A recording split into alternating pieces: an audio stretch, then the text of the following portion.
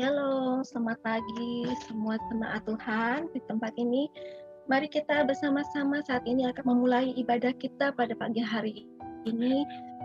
Shalom. Ya, semua bisa dengar Shalom. saya? Bisa. Iya. Shalom. Shalom. Shalom.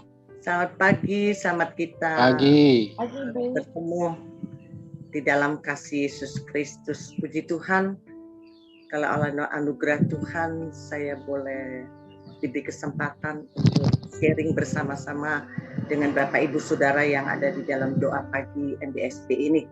Puji Tuhan, ya, tema khotbah saya pada pagi hari ini itu di flyernya ditulis sangat bingung hadapi masalah yang terjadi. Itu sebetulnya saya mau tulis saat bingung hadapi masalah yang terjadi itu sudah. Tapi karena saya yang salah, saya salah ketik begitu cepat. Keluarnya saya ketik saat, keluarnya sangat, sudah. Saya nggak cek lagi, saya kirim langsung ya ke Ibu Morin dan itu keluarlah flyer yang sangat bingung hadapi masalah yang terjadi. Boleh juga sih, tapi setelah yang saya mau itu saat bingung ya hadapi masalah yang terjadi. Maklumlah saudara, ya sudah usia segini ya, 1 tahun lagi sudah 70 tahun. Tapi bersyukur oleh kemurahan Tuhan, di usia yang lanjut ini saya tetap ya bisa melayani Tuhan dan menjadi berkat, karena saya percaya usia itu cuma angka saja, tapi sesungguhnya di dalam kita ini ada roh yang Tuhan terus perbaharui. Roh kita bisa kuat terus sehingga kita tetap ya memiliki jiwa yang muda dan semangat dalam melayani Tuhan. Saudara yang kekasih, hidup ini adalah perjalanan ya yang merupakan sebuah proses. Banyak hal telah terjadi di dalam hidup kita. Ada hal-hal yang tidak kita duga itu terjadi dalam hidup kita. Tapi ada banyak hal-hal yang terjadi bisa seperti memang yang kita harapkan. Tapi ada hal-hal yang terjadi itu tidak seperti yang kita harapkan. Yang seperti ada sepasang suami istri ketika dia menantikan kelahiran anak mereka, saudara. Dengan senang dan cemas, si suami menunggu di depan kamar bersalin, ya, untuk menantikan kelahiran putra mereka. Dan kemudian dia mendengarkan ada suara tangisan bayi dan dia tahu, wah, anaknya sudah lahir dengan selamat. Dan tidak lama kemudian perawat akan keluar dan memberikan memberikan info kepada suaminya bahwa istrinya sudah melahirkan dengan selamat, ya, melahirkan seorang putra. Tapi kemudian dia kasih tahu kepada bapak ini bahwa anaknya itu ya lahir tidak lengkap tubuhnya, jadi ada cacat. Rupanya bukan cuma tidak ada tangan, tapi juga tidak ada kaki. Terkejut tuh bapak, sudah, dia cuma bisa menangis. Dan kemudian si istrinya yang di dalam itu juga, dia kemudian setelah lewat proses persalinan dia minta sama perawatnya untuk bawa anaknya ke tempat ruangan dia mau lihat. Tapi kemudian dokter dengan perawat pelan-pelan memberitahukan kondisi anaknya, dan ibunya istri dan teriak, dia katakan, saya tidak mau anak yang ini, saya tidak mau. Kenapa anak saya lahir begini? Saya tidak mau anak ini. Akhirnya saudara, dia dengan ya, dan ketika suster perawat bawa anaknya ke tempat dia tolak. Tidak, ini bukan anak saya tidak mau anak ini. Ya, inilah salah satu gambaran, kadang ada hal yang terjadi tidak seperti yang kita harapkan. Ya, ada juga baru ini keponakan saya menikah sudah hampir 3 tahun. Ya, sudah lama inginkan momongan, tapi belum, kemudian hamil, saudara. Wah, senang semua satu keluarga senang menantikan kelahiran anaknya. Tapi tiba-tiba di bulan ke-6 anak ini sepertinya mau ajak lahir.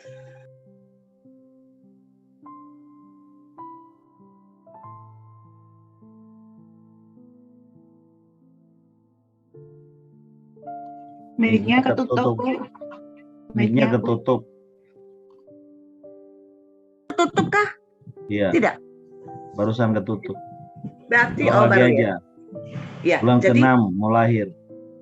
oh ya, waktu mau lahir saudara, tiba-tiba anaknya ini kemudian dia dirawat di rumah sakit, diusahakan supaya ibunya ini anaknya ini jadi dipertahankan lahir pada tepat waktunya nanti di bulan ke-9 minggu ke-40 begitu. Ternyata saudara, puji Tuhan, bisa ditahan terus diusahakan supaya bayi ini yang di dalam ini, tadinya bayinya ini normal, tiba-tiba di bulan ke-6 itu bayi itu ciut menjadi kecil, cuma ada 9 ons, jadi tidak sampai 1 kilo. Makanya dipertahankan terus, diinfus, diobatin, kasih vitamin, diusahakan dipertahankan, dia tidak boleh turun, benar-benar bed rest. Tapi kemudian saudara, di bulan yang ke-7 setelah lewat 1 bulan, kayaknya nggak tertahankan lagi. Ya, akhirnya anaknya lahir, tapi puji Tuhan, lahir dengan berat yang bertambah menjadi 1,6. Lumayan, 1,6 daripada 9 ton. Begitu cepat dalam 1 bulan naik 7 ton. Tapi kemudian setelah lahir saudara, karena dia lahir dengan prematur, ya dia taruh di inkubator dan kemudian cek semuanya. Tubuhnya dicek, setelah dicek ternyata jantungnya kurang bagus dan paru-parunya juga kurang bagus, sehingga dia harus pakai banyak alat. Ya, banyak alat untuk membantu pernafasannya. Dan bahkan belakangan ini saya sudah dirawat 2 bulan di rumah sakit dan terpaksa dipindahkan lagi ke satu rumah sakit yang lebih canggih dan mahal dan ditangani oleh beberapa profesor untuk anak-anak prematur, dan di situ dirawat sampai dipasang ventilator, saudara, melewat lehernya yang dilobangin, saudara. Aduh, kasihan, gak tega kita ngeliat tuh bayi, tapi mukanya seger, heran ya, seger. Dan anaknya sekarang sudah 4 bulan dan kondisinya gemuk, ya, cukup besar, udah kayak anak normal, tapi tetap pernafasannya tidak bisa nafas sendiri.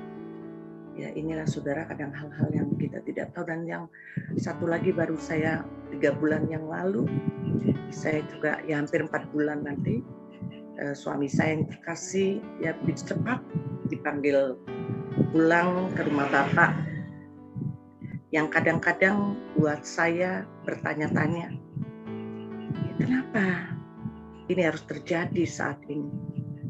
Kenapa sebelumnya tidak Tuhan beritahu dulu? Ya, tidak ada firasat apapun. Kenapa temannya ya diberitahu, seolah-olah pamitan pada teman-temannya, tapi kepada saya kok enggak, gitu loh. Ya, kalau sebelumnya tahu, ya bukankah akan lebih baik? Ya, akan lebih baik dan lebih enak, dan itu akan membuat saya tidak mendatangkan banyak penyesalan. Pokoknya banyak pertanyaan yang muncul dalam pikiran saya. Saat saya merenung ini, saudara, tiba-tiba saya terima satu tulisan yang begitu bagus sekali. Dan saya sangat diberkati, dan saya percaya ini juga akan membuka pikiran dan akan memberi pengertian yang baru pada setiap saudara, dan saudara pasti akan diberkati. Ini tulisannya begitu indah, perhatikan saudara. Selangkah demi selangkah. Itulah cara Tuhan menuntun hidup kita. Tidak pernah Tuhan tuh membuka semua tabir masa depan kita. Tuhan itu membukanya satu per satu. Persis di anak tangga di mana kaki kita melangkah. Jika Tuhan membuka seluruh tabir masa depan kita, apakah kita sanggup, saudara, menjalani semua beban hidup yang harus kita tanggung. Bagaimana jika Tuhan hari ini, ya dia mengatakan bahwa bulan depan kita akan mengalami kerugian besar dan kebangkrutan. Bagaimana jika Tuhan pagi ini berkata kepadamu bahwa minggu depan kamu akan sakit parah, akan mengalami sakit kanker? Bagaimana jika Tuhan menunjukkan malapetaka dan mungkin ada bencana yang bakal terjadi dalam hidup kita? Bagaimana kalau pagi hari ini Tuhan mengatakan kepadamu bahwa pada tanggal sekian-sekian seperti saya 31 Mei baru lalu bahwa suamimu akan pulang ke rumah Bapak. Ya, siapkah? Yang pasti saudara, kita akan dipenuhi dengan rasa khawatir, takut, cemas, dan stres. Itu sebabnya dalam Mazmur 119 ayat 105 katakan, firman-Mu itu pelita bagi kakiku dan terang bagi jalanku, dan bukan lampu sorot ke arah masa depan kita. Cuma pelita di kaki kita, bukan lampu sorot yang gede menerangi sampai masa depan kita. Ya, sebab itu artinya Tuhan menerangi jalan kita selangkah demi selangkah. Tidak peduli kalaupun apa yang di depan kita terlihat gelap. Ya, asalkan kita berjalan bersama Tuhan, maka setiap kali kita melangkahkan kaki kita, disitulah Tuhan akan menerang. Bukankah di dalam Matius 6 ayat 34 katakan, mari, ya, kesusahan sehari cukuplah untuk sehari. Jadi kita tanggungkan satu hari kesusahan satu hari saja. Jangan borong semua kesusahan 1 tahun dibawa pada hari ini. Kita pasti tidak bisa hidup senang, tidak bisa hidup damai, tidak bisa hidup sukacita, dan akan penuh dengan sungut-sungut. Ya, penuh dengan amarah, stres, depresi, saudara. Sebab itu saudara, berjalanlah bersama dengan Tuhan selangkah demi selangkah. Setiap kali kita melangkahkan kaki, percayalah bahwa disitulah Tuhan menyertai. Di situ saudara, ketika saya renungkan ini, saya dikuatkan. Saya pikir, iya Tuhan, terima kasih. Kalau sebelumnya saya tahu suami saya akan dipanggil pada hari, jam yang sudah ditetapkan oleh Tuhan, pasti saya akan menolak. Saya akan marah-marah, saya akan komplain Tuhan. Saya akan tidak membiarkan suami saya dibawa pulang oleh Tuhan. Ya, saya akan bingung, saudara. Ya, tapi puji Tuhan, bahwa sesungguhnya Tuhan itu baik di dalam segala sesuatu yang terjadi di dalam kehidupan. Ternyata benar ketika sampai kita di anak tangga, ya, kaki kita melangkah di saat yang apapun yang akan terjadi. Ternyata Tuhan tidak pernah tinggalkan kita. Dia menyertai, dan saya rasakan Tuhan menyertai saya. Awalnya memang saya rasa kehilangan yang besar. Biasanya didampingi. Biasanya kalau Zoom begini, dia duduk di samping saya. Ya, biasanya kalau doa begitu, dia suka elus-elus saya. Dia suka dampingin saya, dia ngomong sama saya. Makanya pas waktu dia pergi itu, saya rasa kehilangan yang besar. Bukan saya tidak rela dia pulang. Boleh dia pulang. Tapi ya, saya rasakan kehilangannya itu yang saya tidak bisa melewati waktu itu. Tapi puji Tuhan, lewat waktu sekarang ya semakin lewat, sudah hampir 4 bulan, nanti akhir bulan ini saya lihat Tuhan selalu menguatkan saya, dan Tuhan benar mengasihi janda-janda seperti firman Tuhan kita kan, dia tidak pernah tinggalkan juga anak yatim piatu.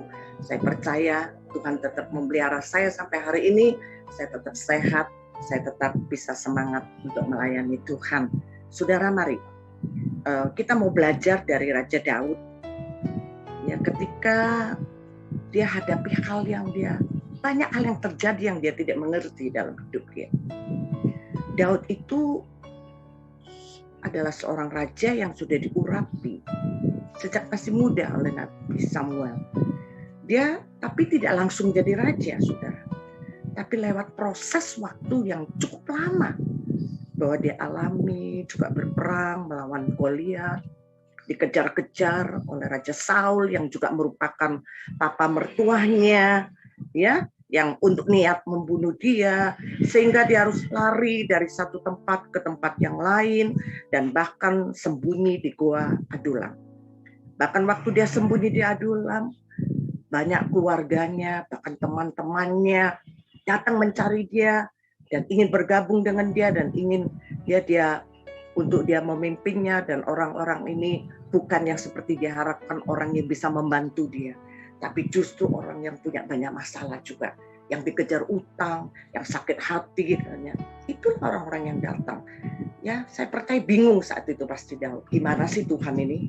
Ya, bukan yang ngirim orang yang benar yang bisa tolong dia. Bahkan dia pernah sampai pernah menjadi seperti orang gila, dikatakan saudara. Seperti orang gila. Jadi saudara, kadang kita nggak ngerti ya dengan apa yang terjadi, yang sedang menimpa di dalam hidup kita. Padahal sudah diurapi mau jadi raja, tapi ternyata hal-hal yang tidak mendukung gitu loh, bahwa dia itu akan digenapi apa yang sudah dinubuatkan, sudah pengurapan sudah ada pada dia bahwa dia akan menjadi seorang raja. Namun dalam kebingungannya kita lihat apa yang dilakukan oleh Daud. Yuk kita baca di dalam Mazmur 133 ayat 1 sampai 3. Demikian firman Tuhan. Nyanyian ziarah Daud.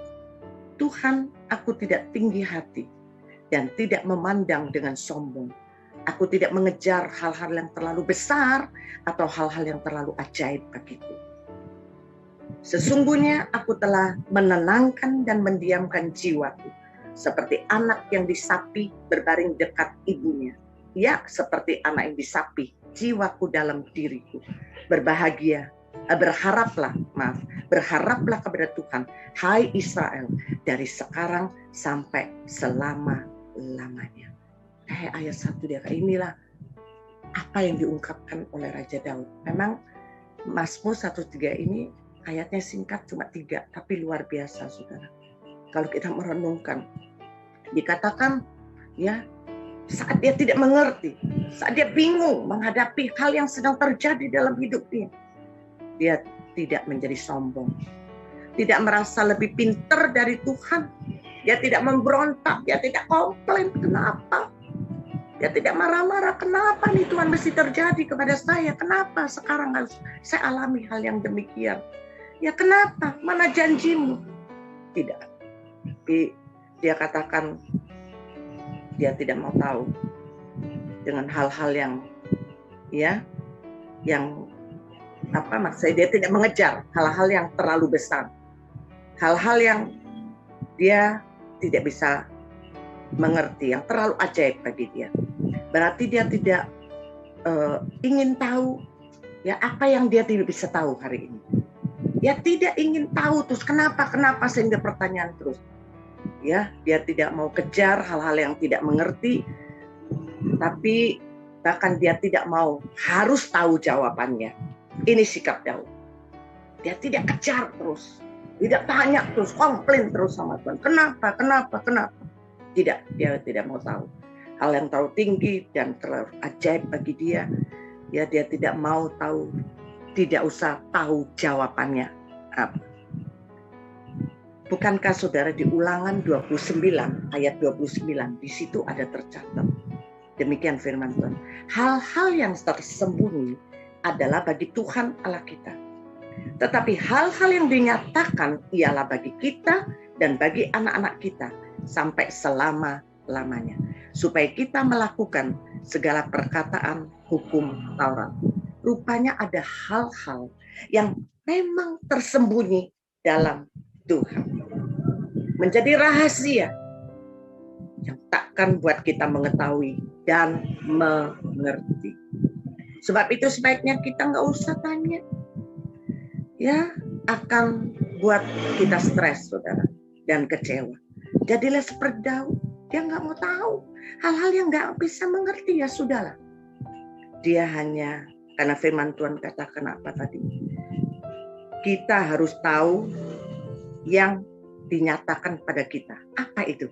Yang perlu kita lakukan, yaitu firman Tuhan. Jadi itu yang harus kita lihat dan kita percayai, kita pegang. Karena Tuhan katakan itu yang terbuka buat kita. Kalau kita lihat di firman Tuhan di Yesaya 55 ayat 8 dikatakan, sebab rancanganku bukan rancanganmu dan jalanmu bukanlah jalanku. Demikian firman Tuhan. Dan 9 katakan, seperti tingginya langit dari bumi, demikianlah tingginya jalanku dari jalanmu dan rancanganku dari rancanganmu. Firman-Nya sudah mengatakan rancangan Tuhan, jalan Tuhan itu jauh lebih tinggi dari rancangan kita. Jadi kita harus percaya apa yang Dia kerjakan itu jauh lebih daripada semua rancangan yang telah kita buat. Jalan yang kita bisa buat, ya dikatakan jalan Tuhan itu lebih tinggi daripada semua jalan-jalanmu. Berbicara apapun yang terjadi, Tuhan sedang mengerjakan yang terbaik bagi kita. Maka di Yeremia 29 ayat 11 katakan, rancangan Tuhan itu bukan rancangan kecelakaan. Ya, seperti jangan curiga Tuhan. Rancangan Tuhan itu rancangan yang penuh damai sejahtera, yang akan membawa kita pada masa depan yang penuh pengharapan.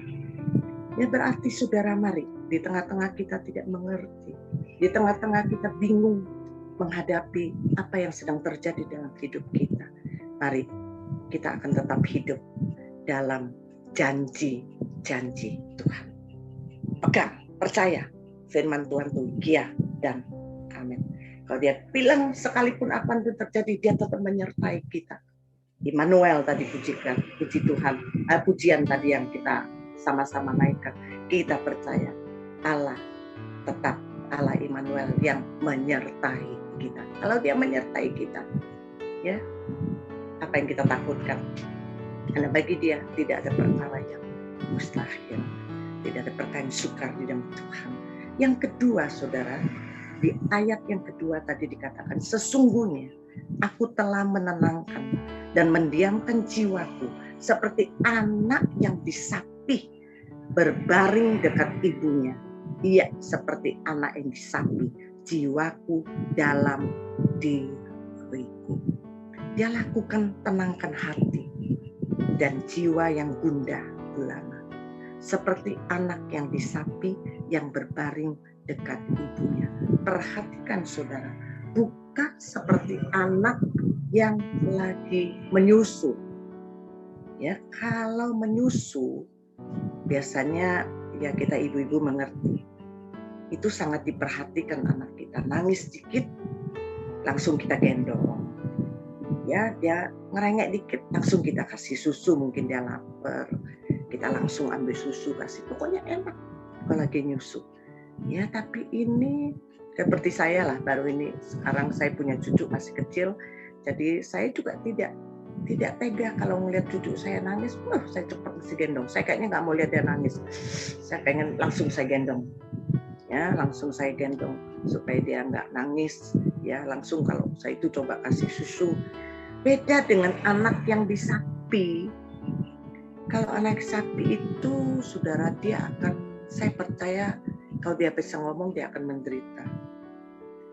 Kenapa, saudara? Dia lapar, dia mau nyusu, ya kan?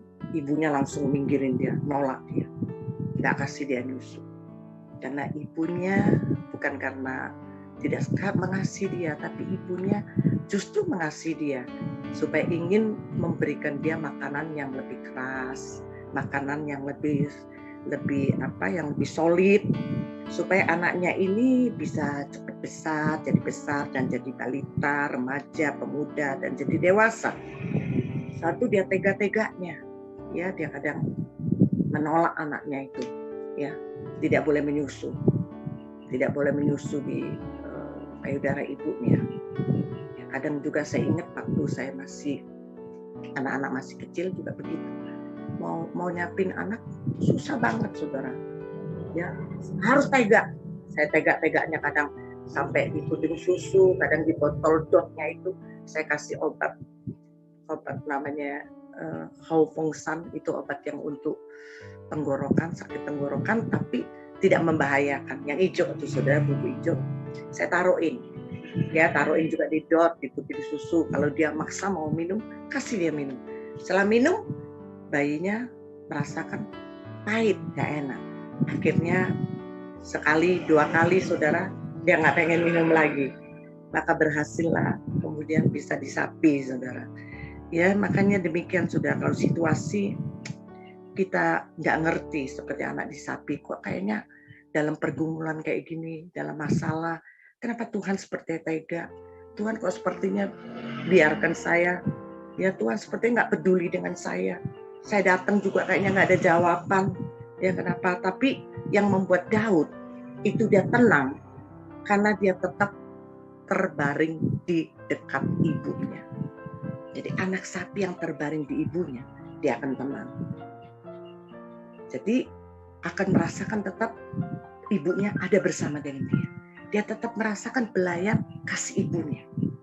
Ya, dia tetap tidak takut karena ibunya ada bersama dengan dia. Demikian, saudara, kalau kita merasakan seperti kita dalam keadaan bingung, nggak ngerti ya kenapa ini mesti terjadi. Saya gundah gulana, kenapa ya gitu. Dalam keadaan bingung ngadepin apa yang sedang terjadi. Seperti kok Tuhan tuh biarkan saya, Tuhan tidak mendengarkan doa saya, Tuhan tidak menjawab apa yang saya tanyakan. Tetaplah mendekat kepada Tuhan. Tetaplah mendekat kepada Tuhan. Bukankah firman Tuhan katakan hanya dekat Allah engkau tenang. Jangan tinggalkan Tuhan. Jangan menjadi kecewa, tawar hati, ya, marah-marah terus, sudah akhirnya ya tinggalkan Tuhan. Tapi justru dalam saat yang demikian semakin kau mendekat. Karena ketika kau mendekat, Tuhan akan mendekat. Dan saya percaya Tuhan terus akan memberikan kekuatan kepada kita. Seperti saya hari lepas hari, saya merasakan Tuhan terus menguatkan saya. Ya, tadi saya malas mau makan, bukan malas, kayak kurang nafsu makan, malam tidur juga agak sukar. Sekarang puji Tuhan, enak-enak aja karena saya rasakan tangan Tuhan tuh menopang saya. Karena saya tahu saya beda, karena diri saya ada Tuhan di dalam hidup saya yang terus bersama dengan saya. Dia tetap mengasihi saya karena kasihnya itu adalah kasih yang kekal. Dia tidak pernah berubah. Apapun yang sedang terjadi, dia tetap mengasihi dan tetap Allah yang membela di dalam hidup saya. Makanya saya tetap menjadi tenang dan jiwa saya percaya saya tidak takut untuk masa depan saya, untuk keadaan anak-anak saya. Malah saya syukuri, puji Tuhan. Ya, kalau melihat banyak teman-teman saya, dia dari masih muda, anaknya masih kecil-kecil seperti adik saya. Ditinggal suaminya masih umur 29, bayangin saudara. Dengan suaminya juga umur 29. Dengan 3 anak. Anaknya umur 4, kedua umur 1, ketiga baru 1 bulan. Ditinggal suaminya. Tapi sekarang saya buktikan luar biasa, saudara. Sekalipun suaminya boleh dipanggil, Tuhan tetap Allah yang tanggung jawab.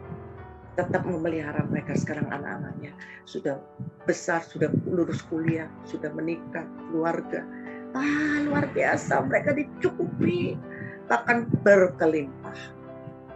Ya, saya pikir saya tidak usah takut. Saya bersyukur saya di usia yang sekian, anak-anak sudah besar dan anak-anak sudah berkeluarga, mereka sudah punya ya rumah masing-masing, punya usaha masing-masing. Tidak seharusnya saya ya takut, khawatir. Ya, tapi saya percaya Tuhan tetap bersama dengan saya.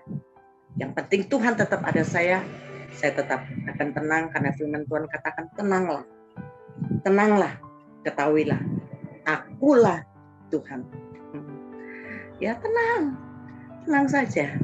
Ya, ketahuilah aku Tuhan. Dengan hati yang tenang baru kita bisa ya selalu bisa datang berdoa kepada Tuhan.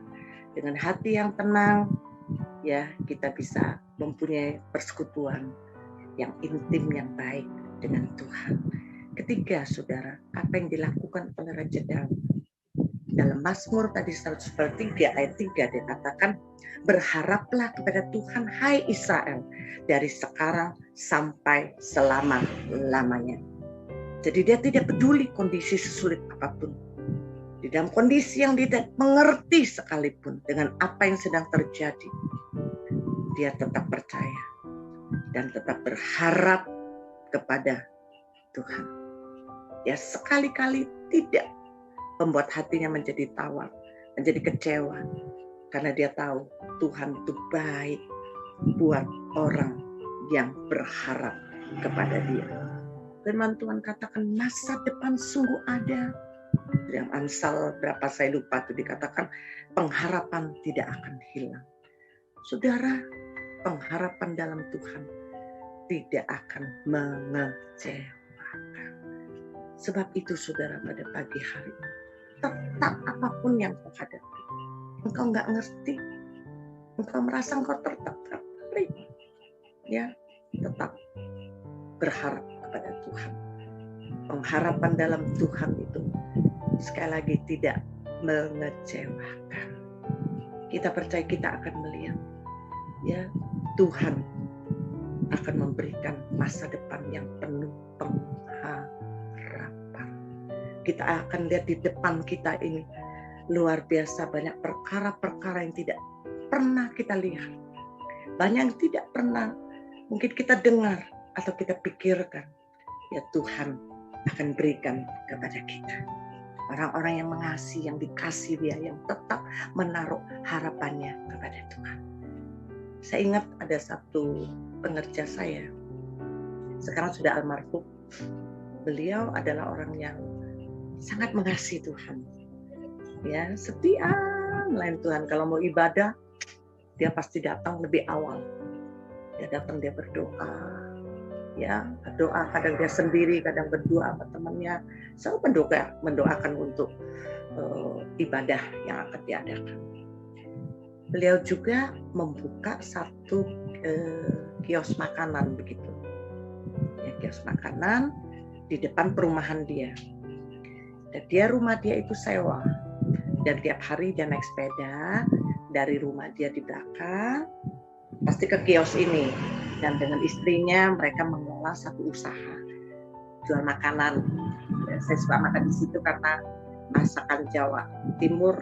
Kebetulan saya dari Jawa Timur dan saya cocok sekali makan di situ.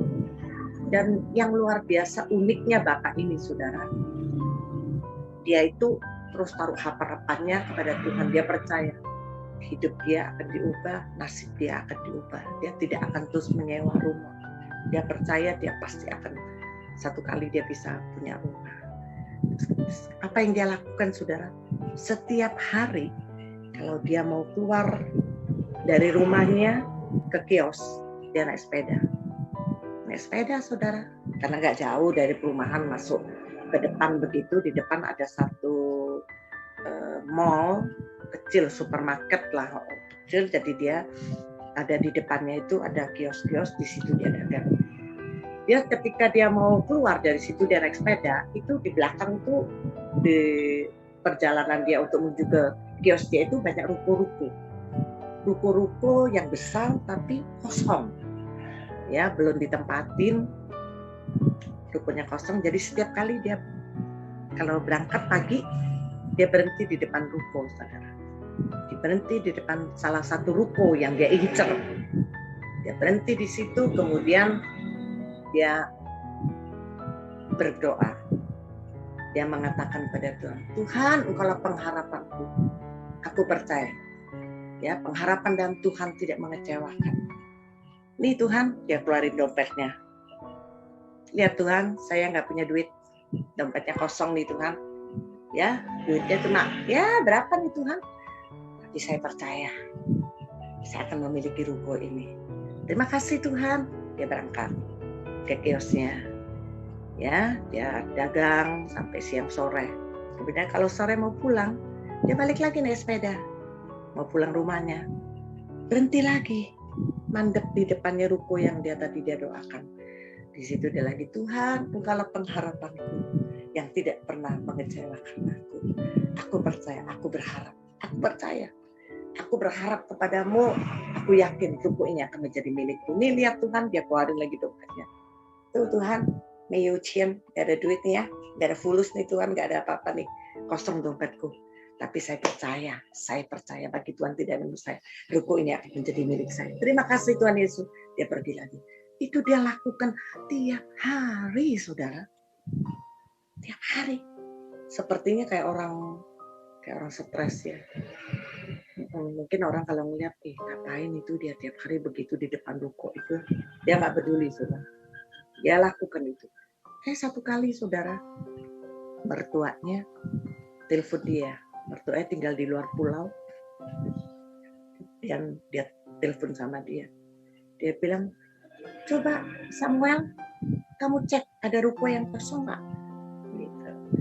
Soalnya rumah papa yang di sini ada satu tempat papa jual.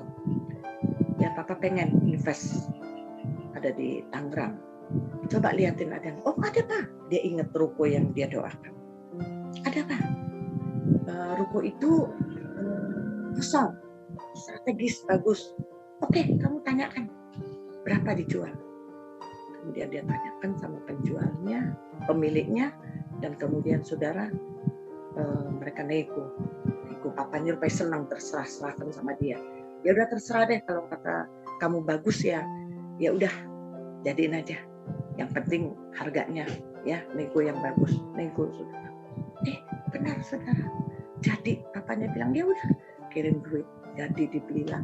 Akhirnya juga karena bapaknya ini kan tinggalnya di luar Jawa, jadi dia tetap punya rumah di situ. Ini memang cuma buat invest. Jadi yang ninggalin ini Pak Samuel ini dengan keluarganya yang tadinya ngontrak, sekarang tinggal di sini. Terus sampai dia bisa punya rumah lagi, saudara. Luar biasa saya lihat. Tuhan itu luar biasa, saudara. Kalau kita tidak bimbang sedikit pun, tetap percaya dan taruh harapan kita kepada Tuhan. Bagi Tuhan tidak ada perkara yang mustahil. Suatu hari ini bangkit, saudara. Apapun yang sedang kau hadapi, engkau ngerti, engkau nggak ngerti, engkau nerima, nggak nerima, jadi seperti yang kau harapkan atau tidak, percaya saja. Ya percaya seperti tadi Daud lakukan, dia tetap hidup dalam janji Tuhan. Lakukan ya yang kelihatan, yang Tuhan nyatakan di dalam firman Tuhan. Lakukan, percaya. Maka kita percaya apa yang Tuhan firmankan itu ya dan amin. Dia pasti akan genapi bagi kita. Yang kedua tadi dikatakan tenang dan terus mendekat pada Tuhan. Jangan menjauh, jangan tinggalkan Tuhan. Terus apapun yang terjadi, engkau akan melihat saudara. Engkau akan melihat saudara. Tangan Tuhan itu sebetulnya sedang merendah di dalam hidupmu. Lewat segala sesuatu apa yang terjadi, Tuhan merendah, menjadikan kita sesuatu yang jauh lebih indah. Memang saya tidak mengerti dengan semua yang terjadi, ya, tetapi saya selalu melihat Tuhan itu mengerjakan lebih daripada apa yang saya pernah pikirkan, apa yang pernah saya doakan. Luar biasa, saudara. Ya, dan ketika dikatakan tetaplah berharap kepada Tuhan. Jangan putus harapan. Tetap bangkit semangatmu. Taruhkan pengharapanmu kepada Tuhan. Engkau akan melihat Tuhan mengerjakan segala sesuatu yang lebih daripada apa yang engkau pikirkan, apa yang engkau doakan, bahkan apa yang engkau butuhkan. Amin, saudara. Puji Tuhan, biarlah firman Tuhan pada pagi hari ini akan memberkati setiap saudara. Bahwa kita percaya Tuhan itu baik. Dia memang tidak menuntut kita langsung sampai di masa depan. Ya, karena dia tahu. Ya, kalau dia memberitahu juga terlebih dahulu pada kita, segala sesuatu yang terjadi kita pasti tidak bisa menanggungnya.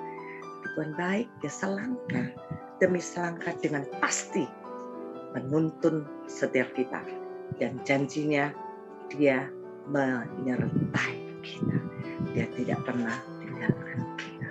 Amin. Puji Tuhan. Baik Bapak Ibu, sekarang kita mempunyai waktu sekitar 10 menit. Silakan kepada Ibu Sarni untuk memberikan kesaksiannya. Puji Tuhan atas waktu atau ruang yang kami diberikan pada saat pagi hari ini untuk melanjutkan kesaksian kami kemarin. Kemarin sudah Bapak Hebron tayangkan lokasi di mana tempat kami pelayanan di Negeri di Atas Awan, Sulawesi Selatan, Kabupaten Toraja Utara, Lolai. Disitulah kami melayani Tuhan, diutus Tuhan untuk ada di wilayah itu, bekerja di tengah bendang Tuhan. Itu ya, ini sudah ditayangkan kembali. Kenapa disebut bahwa Negeri di Atas Awan? Karena ketika kita ada di atas itu berdiri, sepertinya kita berdiri di atas awan. Kalau pas pagi itu awannya itu naik banget, banyak banget itu. Dan inilah yang menarik seluruh mancanegara untuk mulai datang di daerah di mana kami ada pelayanan. Dari berbagai macam negara masuk ya. Dan orang-orang yang datang di Negeri di Atas Awan ini banyak anak-anak Tuhan, dan biasanya itu targetnya biasa ke gereja di mana kami ada. Ya. Dan memang sebelum itu terjadi, saya sudah saksikan kemarin bahwa itu memang Tuhan sudah bilang bahwa ada sesuatu yang luar biasa aku akan lakukan di tempat ini. Seluruh mancanegara akan datang. Nah ternyata digenapi itu, ini Negeri di Atas Awan, viral. Ya. Jadi mulailah jalan-jalan diperbaiki, mulai bangunan, orang berlomba-lomba, mulai membangun di atas gunung. Dan di tempat di mana kami ada pelayanan, ya ini sudah namanya Lempe ini, Lempe, ya objek wisata Lempe. Jadi di situ orang biasa itu ribuan orang datang kalau pas masa-masa liburnya orang, ya banyak orang datang di situ. Dan di daerah inilah Tuhan tempatkan kami melayani Tuhan. Tapi berjalannya waktu itu, ini yang saya dapatkan bahwa awan ini akan menjadi awan kemuliaan Tuhan. Ya. Dan dia tunjuk itu tempat di mana kami ada, karena di tempat di mana kami ada itu selalu ada doa-doa khusus yang kami lakukan. Dan waktu itu sempat Tuhan suruh kami masuk doa semalam suntuk, karena Tuhan bilang ada banyak hal yang aku akan buka untuk engkau anakku untuk daerah ini. Ya, saya masuk pas tengah malam itu, jelas sekali itu Tuhan bicara bahwa akan kuutus malaikat kudusku di tempat ini supaya kau buktikan bahwa aku ada di gereja ini, ya, ada di tempat ini, ya. Saya bilang begini, Tuhan, siapa itu malaikat kudusmu itu? Dia bilang, Korea Tim. Saya cuma bilang begini, saya percaya semua yang datangnya dari Tuhan pasti terjadi. Jelas, nyata, terbukti. 4 hari kemudian ada betul telepon, dan itu yang menelpon orang Korea. Ya. Dan mereka katakan begini, Ibu, kami berdoa di sini, tim, Tuhan arahkan kami bahwa masuki Toraja Utara. Dan siapa yang layak untuk menerima kami di situ sebagai tuan rumah? Ya, saat itu saya tidak langsung katakan bahwa di tempat saya, padahal saya sudah dapatkan itu. Saya kembali kasih tahu dia bahwa kalian berdoa kembali, karena tidak mungkin Tuhan mengutus kita di satu tempat kalau dia tidak tunjukkan di tempat itu kita akan sampai. Ya, akhirnya mereka berdoa kembali. 2 hari kemudian mereka menelpon balik bahwa minta tolong kasih alamat lengkapnya, karena memang Tuhan suruh kami untuk datang di tempat di mana Bapak dengan Ibu ada. Dan akhirnya saat itu saya tawarin lagi, bisakah Bu? Ya, karena dia bilang begini, kami diutus Tuhan ke situ karena ada hal yang kami harus sampaikan. Ya, saya bilang begini, kenapa? Dia bilang begini, kami sudah melihat di Korea, kami sudah lihat bahwa kaki Dian itu sudah di Indonesia. Ya, kaki Dian sudah di Indonesia. Amin, haleluya. Ya, kami Amin, diutus amin. Ya, kami diutus Tuhan karena ke depan Indonesia akan masuk di dalam tsunami Roh Kudus, ya, akan dilanda Amin, tsunami haleluya. Roh Kudus. Nah, langsung saya ingat, oh ini yang Tuhan kasih tahu saya waktu saya doa berapa waktu yang lalu bahwa aku akan bawa kau berdiri di bangsa ini dan kau akan menghadapi dibawa dalam sebuah gelombang pergerakan Roh Kudus yang begitu dahsyat. Nah, tapi kalau orang Korea istilahnya begini, tsunami Roh Kudus. Ya. Jadi di situ saya bilang, oh ini klop. Dia bilang begini, Tuhan suruh kami datang di tempatnya Ibu, minta tolong alamat lengkap. Ya, saya tawarin lagi, saya bilang begini, bisakah Bu taruh misalnya di Jakarta karena tempat kami bukan di kota. Ya, saya di sebuah desa gunung lagi.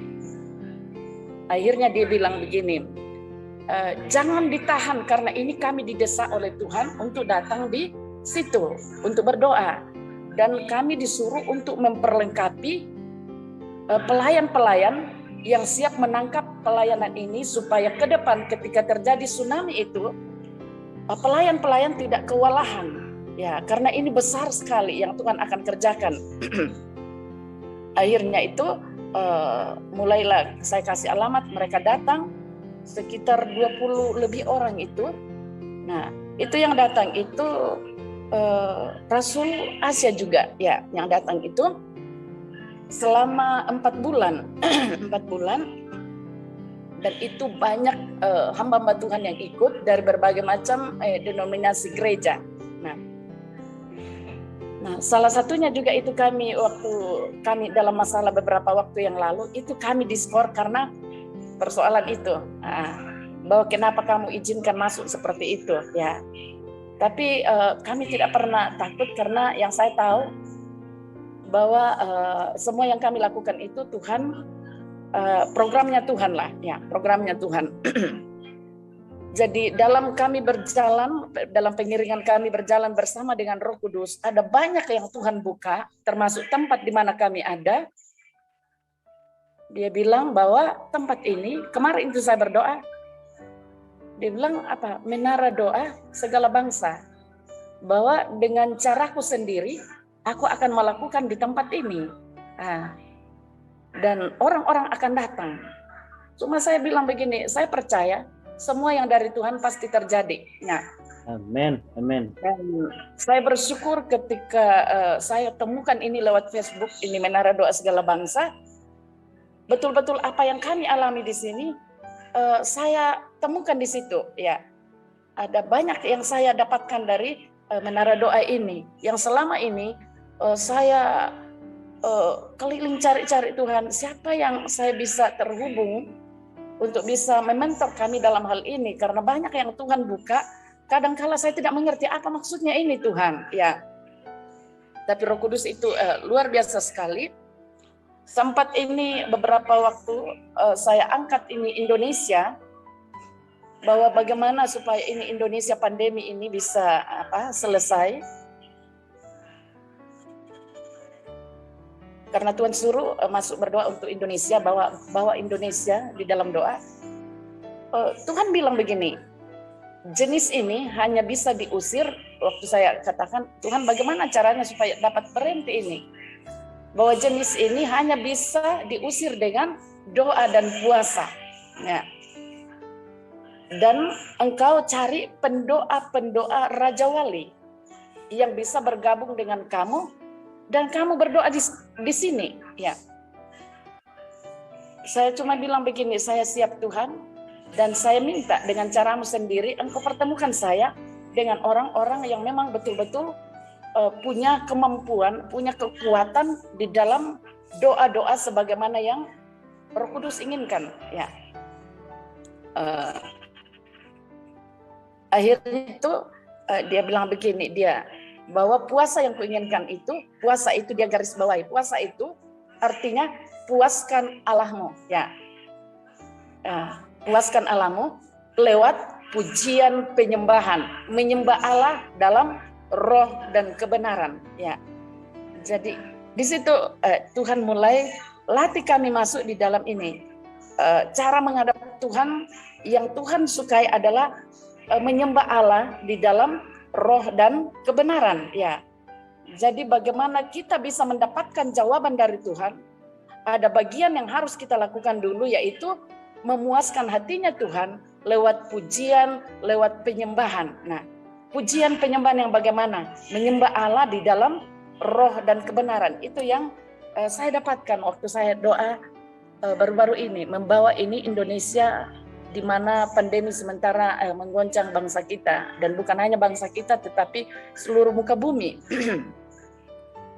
Jadi inilah yang menjadi kesaksian kami, dan sempat saya dibawa Tuhan di dalam membuat sebuah ada visi ke depan, bahwa tempat ini suatu saat ada yang Tuhan akan lakukan, ya. Tapi itu masih rahasia saya dengan Tuhan, dan itu sudah ada saya gambar itu, gambarannya itu, dan itu besar loh saudara, besar yang Tuhan akan lakukan, karena Tuhan bilang dengan caraku sendiri aku akan mendatangkan orang-orang untuk mengalir, ya. Entah itu ada bangunan fisika atau bagaimana, ya. Pokoknya saya tinggal menunggu kairosnya Tuhan, ya. Jadi saya minta topangan doa dari semua teman-teman yang ada di Menara Doa Segala Bangsa, supaya hal ini bisa terjadi seperti yang Tuhan inginkan, ya. Jadi seperti inilah kondisi daerah ini, dan itu juga yang membuat kami tempat di mana kami ada pelayanan, banyak hamba-hamba Tuhan untuk menginginkan tempat ini, ya. Sehingga selama ini kami betul-betul ada di dalam sebuah goncangan, ya, untuk mau dikasih keluar, tetapi Tuhan katakan jangan takut, aku yang utus, ya, aku yang utus kamu di sini. Karena Amen. viralnya negeri di atas awan ini, Tuhan bilang banyak hamba-hamba Tuhan menginginkan ini tempat di mana kamu ada, ya. Setelah viral ini negeri di atas awan, jadi kami hanya mengalir mengikuti apa yang Tuhan katakan. Jadi saya percaya suatu saat teman-teman yang ada di Menara Doa Segala Bangsa, Tuhan pasti pertemukan di negeri di atas awan dengan cara Amen. Tuhan. Ya. Amin. Haleluya. Puji Sekaligus Tuhan. datang untuk menikmati Tuhan. Amin, amin. Amin. panorama alam awan kemuliaan Tuhan yang ada di negeri di Amin. atas awan. Amin. Di Haleluya. daftar ya yang mau ikut. Bu. Oke, saudara, kita akan berdoa ya, Bu Ibu Sarni. Nanti Bu Sarni atur waktu kapan, kabari saya secara live ya. Nanti Ibu tolong atur siapa yang pegang untuk ambil video lewat Zoom secara live supaya kita bisa lihat secara live situasi di sana ya. Ya, ngerti ya Bu ya? Ya, nanti coba Ya, ya. atur. Cari dulu dia punya eagle-nya dulu ya. Dia punya ini yang bagus, apa semua nanti kita live ya, nanti Bu kabari pagi, siang. Kalau siang tuh hari Senin, kalau pagi ya seperti ini. Ataupun kayaknya ini ya pagi suasana seperti pagi. ini bagus, bisa ambil Bagus, ini secara live ya. Nanti Bu cari siapa, minta tolong suami atau jemaat atau siapa ya. Baik, saudara, kita berdoa dulu ya. Bapak, kami menyerahkan untuk tempat di mana hamba-Mu berada, Bu Sarni Toding dengan Pak Peter. Pak Peter, kami serahkan ke dalam tangan-Mu dalam nama Yesus. Kami percaya ada rencana Tuhan yang dahsyat luar biasa di tempat ini. Di Ya, mana Tuhan bukan saja menyatakan kedahsyatan Tuhan, tapi Ya. awan kemuliaan hadirat Tuhan boleh ada di Amen. sana. Karena kami tahu tempat ini akan menjadi Yerusalem Tuhan, di mana Yes. Tuhan ada banyak orang yang datang ke sana dan mereka akan berjumpa dengan Tuhan Yesus sendiri. Ya. Kami berdoa Tuhan, Engkau ambil hamba-Mu, ambil alih Pak Peter, Ibu Sarni dalam nama Yesus. Amin. Bahkan Tuhan akan memperkokoh segala kondisi posisi mereka di sana. Kami berdoa dalam nama Yesus, Tuhan berkati. Di Dahsyat mana Tuhan. rumah Tuhan yang ada, yang mereka gembalakan akan menjadi rumah bagi segala bangsa ya Tuhan. Amin. Rumah doa bagi segala bangsa. Yes. Di mana saat ini hamba melihat ada banyak orang berbagai macam bangsa, bahasa. Mereka akan datang ke rumah-Mu dan akan berdoa di sana ya Tuhan. Ya. Kami berdoa dalam nama Yesus, biar hadirat-Mu, kemuliaan-Mu akan Amin. memenuhi rumah Tuhan itu. Dahsyat Segala Tuhan. legalitasnya Engkau akan tolong. Karena kami tahu ada setan yang berusaha menggagalkan, menghalangi rencana karena motivasi yang tidak benar daripada sebagian orang. Kami mau patahkan, hancurkan dalam nama Yesus. Dalam Tuhan nama akan Yesus. memperkokoh kedudukan hamba-Mu di sana. Tuhan Amin. akan topang, Tuhan akan tolong, Tuhan akan lindungi. Hari-hari ini hikmat pimpinan daripada Tuhan ada atas mereka.